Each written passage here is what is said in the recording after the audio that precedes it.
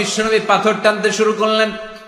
বিশ্বনবীর বয়সের 8-10 বছরের ছোট বাচ্চারা সবগুলা লুঙ্গি খুলে কাঁধে লইছে। সব বাচ্চারা লুঙ্গি খুলে কাঁধে নিয়েছে, আর ওই কাঁধের লুঙ্গির উপরে পাথর নিয়েছে যাতে ব্যথা না পায়। বুদ্ধি আছে। লুঙ্গি খুলে কাঁধে রেখেছে, কাঁধের উপরে পাথর রেখেছে। কিন্তু বিশ্বনবী, সবাই পাথর টানে একটা, বিশ্বনবী টানে দুইটা, কিন্তু বিশ্বনবী লুঙ্গি খোলে না। কি নবী ছিলেন, কি লাজুক ছিলেন। এখন আমাদের মধ্যে লাজুকতা নাই। বাবা ছেলে মেয়ে সব মিলে একসাথে হিন্দি সিরিয়াল দেখে, এরকম ফ্যামিলিও আছে না নাই? লাজুকতা হারাতে বসেছি। আল হায়াউ শু'বাতুম মিনাল ঈমান। লাজুকতা ঈমানের অঙ্গ। ইযা লাম তাস্তাহি ফাসনা মা শি'তা। যখন তোমার লজ্জা থাকবে না, তোর যা মন চায় তুই তাই করতে পারবি। লাজুকতা আমরা হারাতে বসেছি, কোন ক্ষেত্রে আমাদের লাজুকতা নাই।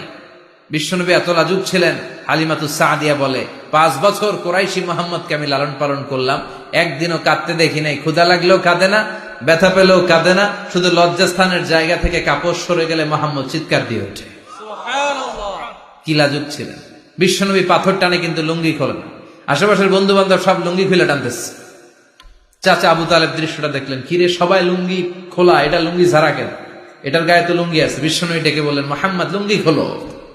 কি খোলো? সবাই খুলছে, তুমিও খোলো।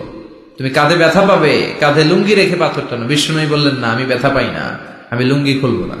চাচা বললো, আরে ছোট মানুষ, সমস্যা নাই, খোলো।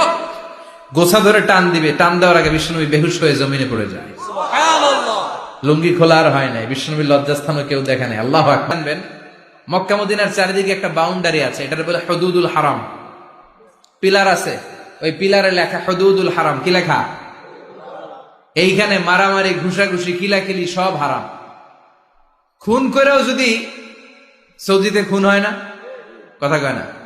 সৌদি আরবে ধর্ষণ হয় না, হয়তো কম হয়, খুন হয় না, হয়। কোন খুনিও যদি এই হুদুদুল হারামের ভিতরে ঢুকে, পুলিশ ওরে মারতে পারবে না। ওরে ভুলায় ভালায় ফুসলায় বাইরে নিয়ে মায়ের।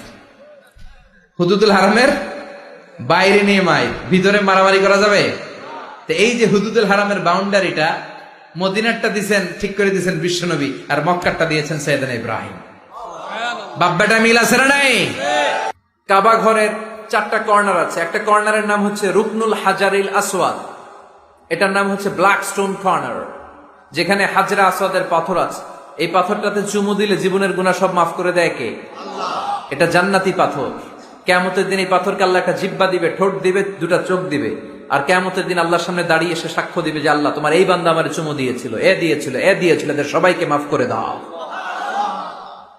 তাই হাজরা আসওয়াদের কর্নার আর কাবা ঘরের যে স্বর্ণ দিয়ে খচিত দরজা, এই হাজরা আসওয়াদের কর্নার আর দরজার মাঝখানে ছোট্ট একটু জায়গা, এটারে আরবিতে বলে মুলতাজাম।